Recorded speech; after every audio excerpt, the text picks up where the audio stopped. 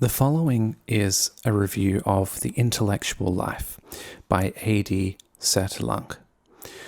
Don't worry, this is still a game channel. As a matter of fact, I'm putting together the pieces of my next Vulcan video. I haven't done uploads in a while because I wanted to get that done.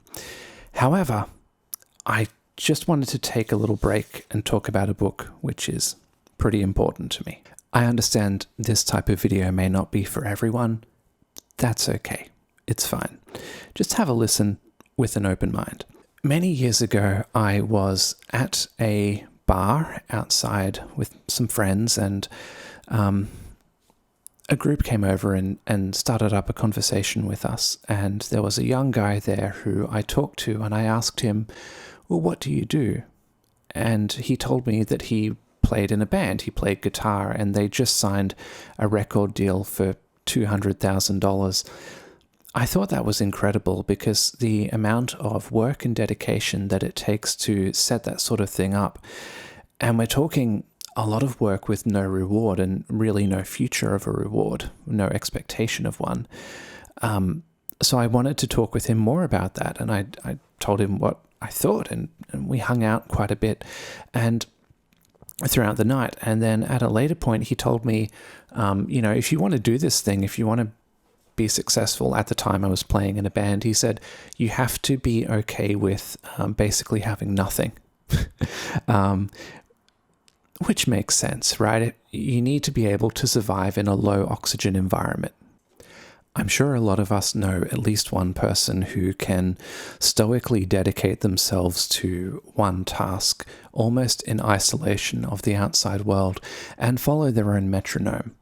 The central question is, what kind of mental framework does it take to set that up? The Intellectual Life was originally written as a kind of training manual or an essay to any beginning priests or monks who are looking to take up training. Essentially, it lays out the foundation of, if we are working and we're doing knowledge work and it's very abstract and mental, how can we kind of take a holistic, almost a blue-collar, everyday approach to that? What does our everyday work look like? What does our labor look like? How do we integrate that into our life? Personally, reading this book was like a hydrogen bomb to my brain. It broke apart preconceived conceptions and helped me to think about things differently. I'll now go ahead and read the preface from the author. Just goes for a few pages. And this preface more or less sums up the whole book. The rest of the book, the chapters, are just reiterating the same points. And there's a lot of value in reading that preface. This little work, now republished, has been reprinted many times. It dates from 1920. I had not reread it, and I wondered whether, looking at the book with a fresh eye and 15 added years' experience, I should recognize my thought. I find it again whole and entire, except for shades of difference, which I shall not fail to bear in mind in the revision that I am now undertaking. The reason is that in reality these pages have no date. They come from what is deepest in me. I had them in mind for a quarter of a century when they saw the light of day. I wrote them as one expresses one's essential convictions and pours out one's heart. What makes me trust that they have struck home is assuredly their wide diffusion, but still more the testimony of innumerable letters, some thanking me for their technical help I gave to intellectual workers, others for the ardor that they said had been aroused in young or older hearts. The greater number of what seemed to be, to the reader, a revelation precious above all, that of the spiritual climate proper to the awakening of the thinker, to his evolution, his progress, his inspiration, his work. That is indeed the principal thing. The mind governs everything. It begins, accomplishes, perseveres, finally achieves. Just as it presides over every increase of knowledge, every creation, it directs the more hidden and more searching effect that the worker produces on himself throughout his career. I think that I shall not weary the reader if I insist once again on this, which is the whole of the vocation of the thinker or speaker, of the writer and the apostle. It really is the preliminary question. It is further the fundamental question and consequently the secret of success. Do you want to do intellectual work? Begin by creating within you a zone of silence, a habit of recollection, a will of renunciation and detachment which puts you entirely at the disposal of the work. Acquire that state of soul unburdened by desire and self-will, which is the state of grace of the intellectual worker. Without that, you will do nothing, at least nothing worthwhile. The intellectual is not self-begotten. He is the son of the idea, of the truth, of the creative word, the life-giver immanent in his creation. When the thinker thinks rightly, he follows God step by step. He does not follow his own vain fancy. When he gropes and struggles in the effort of research, he is Jacob wrestling with the angel and strong against God. It is not natural, given these conditions, that the man of vocation should put away and deliberately forget his everyday man, that he should throw off everything of him, his frivolity, his irresponsibility, his shrinking from work, his material ambitions, his proud or sensual desires, the insatiability of his will, or the disordered impatience of his longings, his over-readiness to please, and his antipathies, his acrimonious moods, and his acceptance of current standards, the whole complicated entanglement of impediments which block the road to the true and hinder its victorious conquest. The fear of God is the beginning of wisdom, says Holy Writ. This filial fear is, at bottom, fear of self. In his intellectual sphere, we might call it attention freed from every inferior preoccupation, the fidelity perpetually alive to the danger of falling away. An intellectual must always be ready to think, that is, to take in a part of the truth conveyed to him by the universe, and prepared for him at such and such a turning point by providence. The spirit passes and returns not. Happy the man who holds himself ready not to miss, nay, rather to bring about and to utilize the miraculous encounter. Every intellectual work begins by a moment of ecstasy. Only in the second place does the talent of arrangement, the technique of transitions, connection of ideas, construction come into play. Now, what is this ecstasy but a flight upwards away from self, a forgetting to live our own poor life, in order that the object of our delight may live in our thought and our heart? Memory itself has a share in this gift. There is an inferior memory, that of a parrot, and not of the inventor. This memory is an obstruction, closing up the ways of thought in favor of words and fixed formulas. But there is another memory, receptive in every direction, and in a state of perpetual discovery. In its content there is nothing ready-made. Its gains are seeds of the future. Its oracles are promises. Now that kind of memory, too, is ecstatic. It functions in contact with the springs of inspiration. It does not rest complacently in itself. What it contains is still inspiration under the name of remembrance, and the self in which that memory dwells surrenders through it to the inspiring vision of truth quite as much as through research. What is true of acquisition and pursuit was true of the call at the beginning of our career. After the lingering hesitation of youth, which is so often tormented and perplexed, we had to reach the discovery of ourself, the perception of that secret urge within us, which is directed towards some distant result of which we are not yet clearly conscious. Do you imagine that this is easy? Listening to oneself is a formula that amounts to the same thing as listening to God.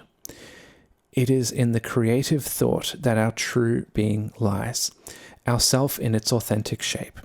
Now this truth of our eternity, which dominates our present and augurs of our future, is revealed to us only in the silence of the soul, that is, in the exclusion of foolish thoughts which lead to a puerile and dissipating indulgence in distraction, in the repression of the murmured suggestions that our disordered passions never weary of uttering. Vocation calls for response, which, in one effort to surmount self, hears and consents. It will be the same with the choice of means to success, settling one's way of living, one's society, the organization of one's time, the place to be given to contemplation and to action, to general culture and to one's specialty, to work and to recreation, to necessary concessions and to stern refusals, to the concentration that strengthens the mind and the broader studies that enrich it, to aloofness and to contacts with men of genius, with one's own group, with nature, or with things in general social life, and so forth. These things also can only be wisely judged of and in the moment of ecstasy, when we are close to the eternally true, far from the covetous and passionate self. And when we have done our part, results and the measure of them will demand the same virtue of acceptance, the same selflessness, the same peace in a will that is not ours. One achieves what one can, and we need to judge our own capacity so as not on the one hand to underestimate, or, inversely, not to exceed it in the direction of pretentiousness and vain conceit.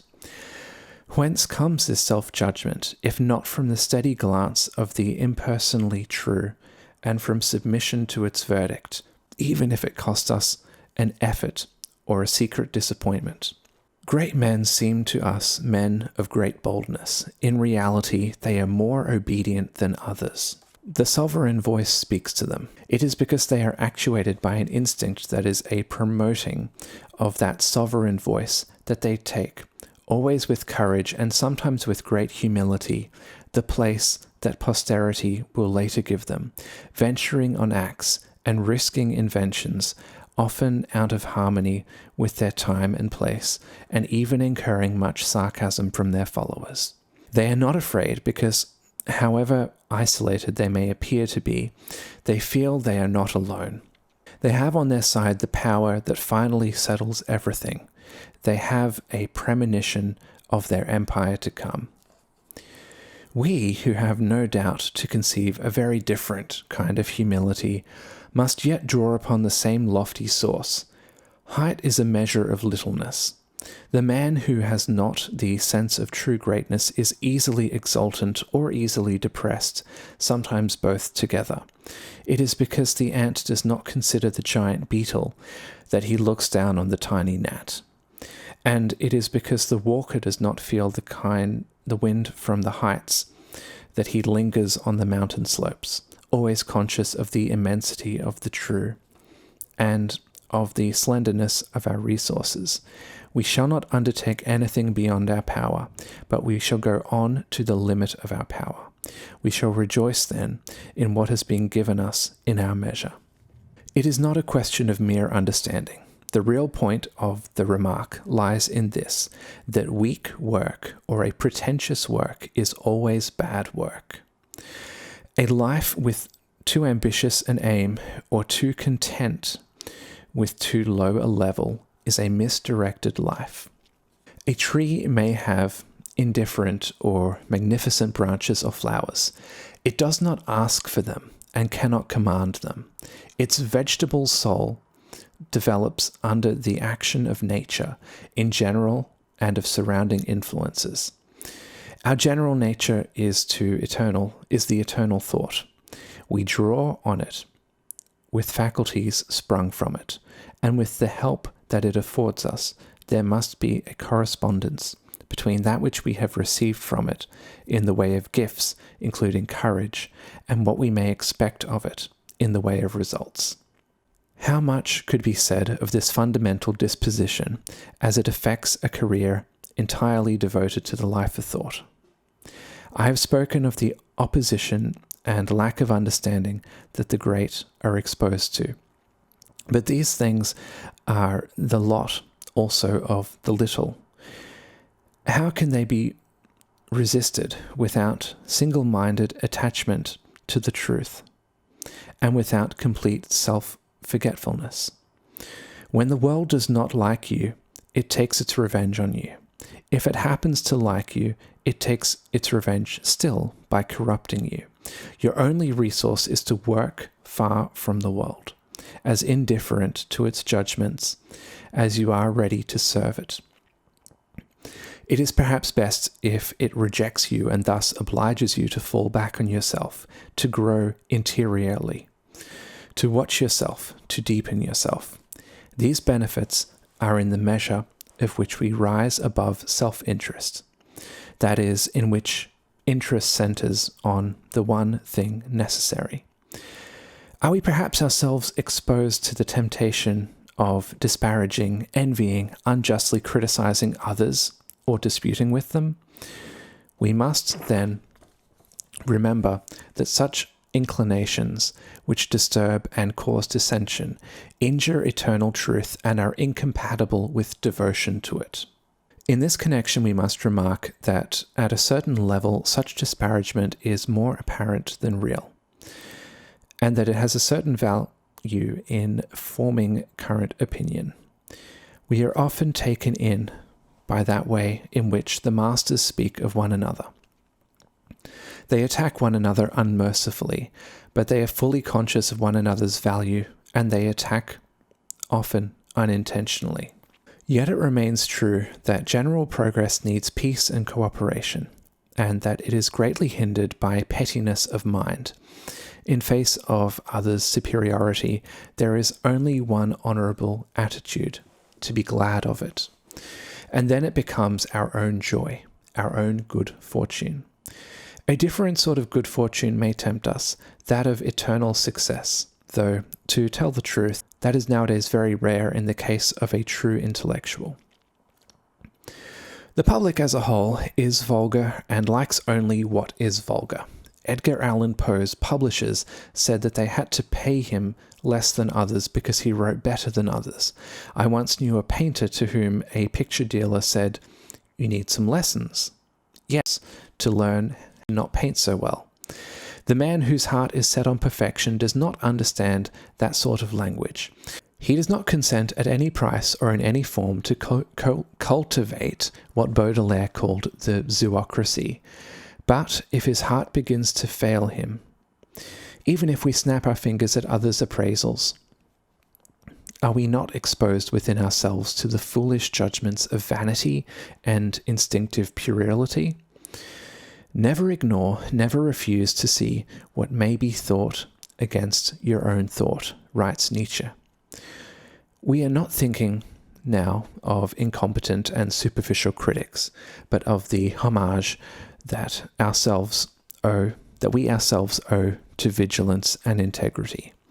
How often one would like to evade a difficulty, to be satisfied with an error, unduly to prefer one's own opinion. Severity with oneself, so favorable to rightness of thought, so helpful in safeguarding it against the 1,000 dangers of research, is heroism. How can one plead guilty and be glad of one's condemnation without boundless love for the truth that gives judgment? That readiness to admit error is offset, it is true, by an uncompromising adherence to our fundamental persuasions, to these intangible intuitions that are at the bottom of our effort and our very self-criticism.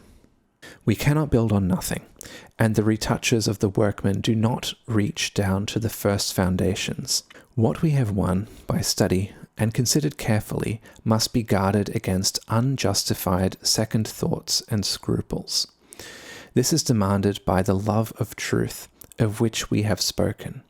It is demanded by the same selflessness which makes us interest ourselves in what is beyond us, and yet has taken up its abode in our consciousness. These evaluations are a delicate matter, but they are necessary. On no account must the supreme certainties be shaken, on which all work of the intelligence reposes. We must even be on our guard again, in the name of devotion to truth, against that better, which has been so rightly called an enemy of good. It sometimes happens that by widening the field of one's research, one impairs it, and it sometimes happens that by investigating beyond some advisable limit, the mind loses its clearness and ends by being merely perplexed. The star that one looks at too intensely and too long can, by that very fact, give a more and more fitful gleam and end by disappearing from the sky. The conclusion from all this is not that we must not work in depth, nor that we must neglect that broad culture is a condition of depth in any domain, but that a sure devotion to the true, without personal passion, without loss of balance, is the corrective of excess. There is another line of defense against hastiness in our judgments and in the development of our work, one that is not dazzled when one loves the truth by a brilliant idea set in an aureole of commonplaces. That kind of thing does not yield a real result. The most mediocre mind may hit out at ideas like a rough diamond or a pearl. What is difficult is the cutting of the idea, and above all, its setting into a jewel of truth which will be the real creation. Among the hasty readers of the books, says Ramon Fernandez amusingly, I am inclined to place the author of this book. Yes, but what causes this careless haste which absolves, at our outset, some less interested and less responsible reader? We shall avoid it by devoting ourselves more earnestly to the true alone. We shall also avoid plunging into some particular theme that we should like to develop without having first explored its general antecedents and its connection with other subjects. To be long multiple is the condition for being richly one. Unity at the starting point is a mere void. One feels this when one is devoted to high and mysterious truth. Even if one does not use everything that one has learned, the accumulated knowledge gives a hidden resonance to one's words, and this fullness has for its reward the confidence it inspires. It is a great secret to know how to give radiance to an idea by means of its twilight background. It is further secret to preserve its power of convergence in spite of this radiating quality. Does failure threaten us, or have we already experienced it? This is the time to take refuge in that immutable, unconditional devotion to truth which inspired our effort. My brain has become my refuge, writes Charles Bonnet. But higher than the brain is the object of devotion, that is a very much safer refuge. Even at the cost of suffering, creation is a joy, and beyond creation, veneration for that idea whence it comes. Besides, as Fox said, it is with remainders that battles are won. You have failed in something now, which will prepare you to succeed in something else. To succeed, in short, as everyone who is worth anything and who tries is sure to do.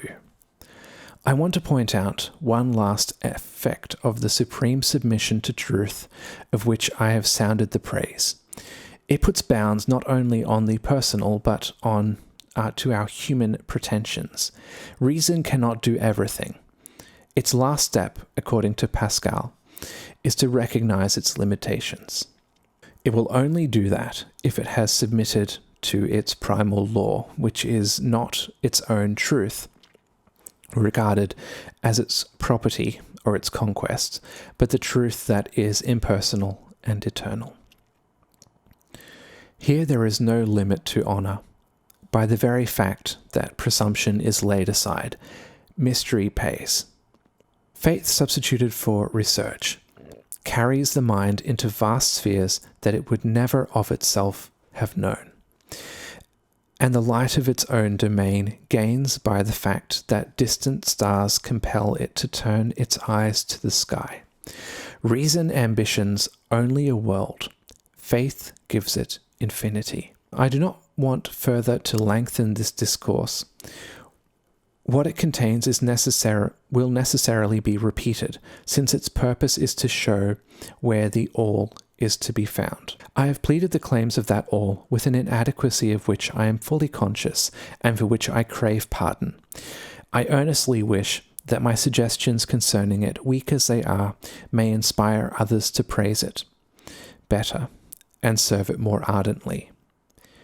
A.G. Sertelang, December 1934. So that was a fair bit. That's the preface to the book. You can kind of see that the author, well, for one thing, those words are incredibly powerful. They're very stirring.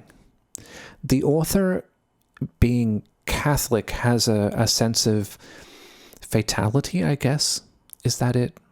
I don't know. Which I don't 100% agree with, but obviously I can put that aside because I have not, honestly, I've not really found a lot of other books which speak on this subject.